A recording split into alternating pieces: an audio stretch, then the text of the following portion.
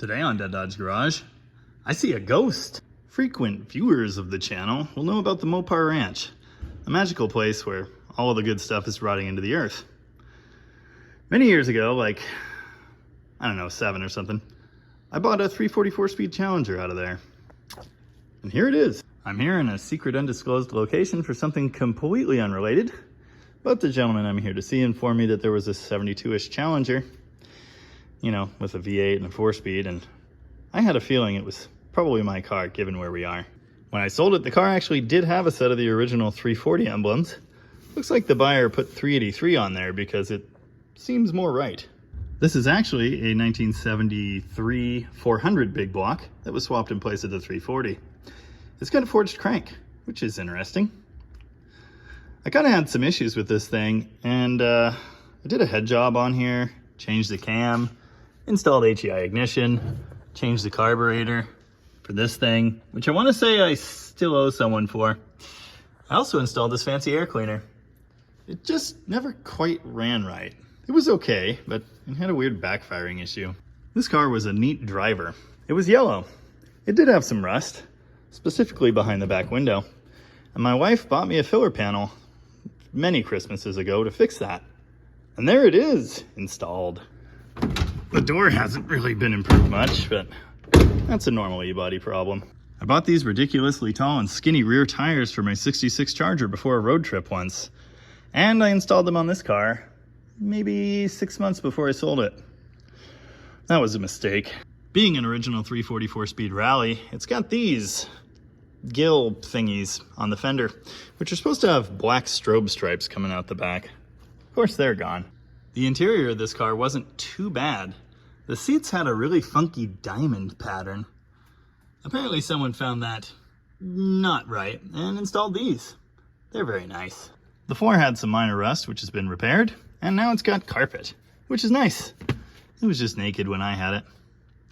That's a random center console I got from my friend that I threw in there. It's actually attached to the floor with a couple screws now. But if you look, and you know these things, you'll recognize that as an automatic console. And as you can see, the shifter hits it, which is cool. Anyway, when I had the car, it had a black 3-spoke wheel that had been on there forever. But I furnished the buyer with this factory wheel, which has now been installed. Well, curiosity has gotten the best of me. Well, let's see what this does.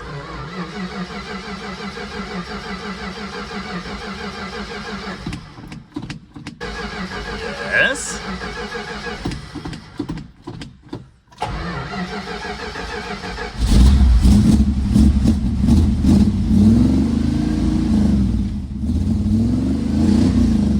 Yeah, that sounds familiar.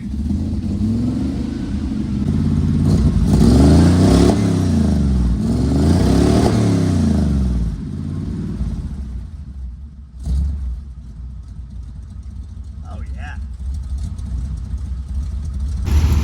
There you go.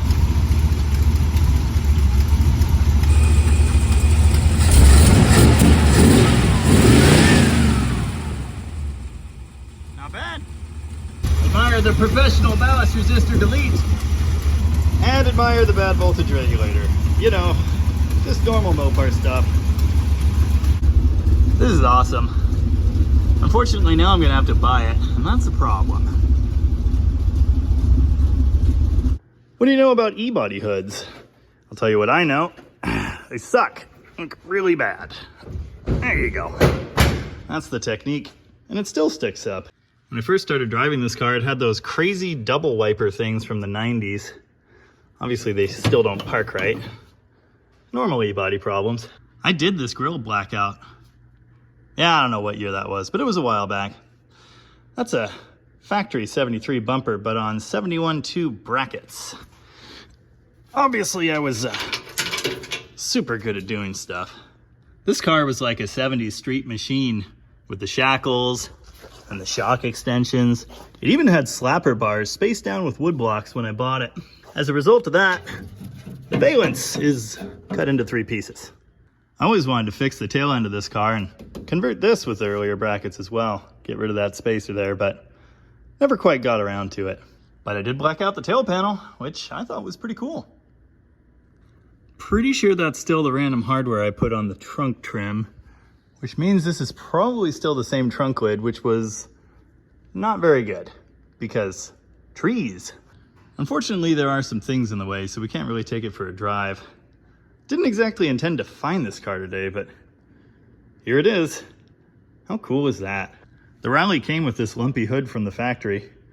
For some reason, this car also came with the fender-mounted turn signals. Yeah, that's completely useless. You can't see it. Ah, this is so cool.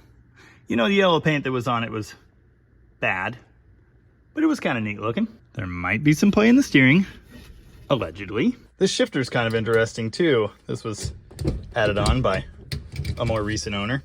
I had an e-body shifter that I had every intention of putting in this car, but I loaned it to my friend Drew in the garbage can CUDA, and I didn't get it back until, I think, 2 or 3 months after I sold this thing. That was a little irritating.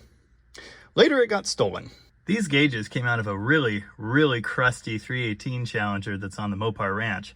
In fact, if you've seen the ranch video, you've seen that car. It's the car that led to the creation of my More Bad Than Car shirt, incidentally. It's kind of cool. I think the front bumper brackets came from the same thing. At the time I had this car, my other car was the 66 Charger. Of the two, only one of them could fit camping gear and a cooler for a trip with the family, so this one had to go. I have some regrets, admittedly, but these things happen. I want to say that was missing. That's cool. Anyway, hope you enjoyed taking a look at this thing. Possibly look forward to it coming to a driveway near me soon, but I guess we'll see. Thanks for watching.